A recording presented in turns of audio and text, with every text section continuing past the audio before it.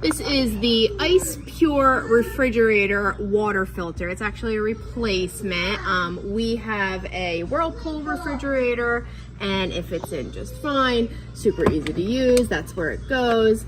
This, you can see, you're just gonna twist this, and it shows you the direction to twist in for removal. So you'll pop it this way, and then you pull it out, and then you pop it right back in. It moves up, and this little thing will click into place, and you hold it, and you are going to make sure you filter the water through.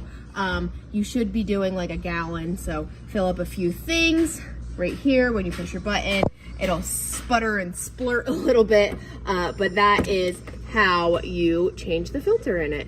You do want to make sure it is in nice and tight so that you aren't leaking at all, and that's it.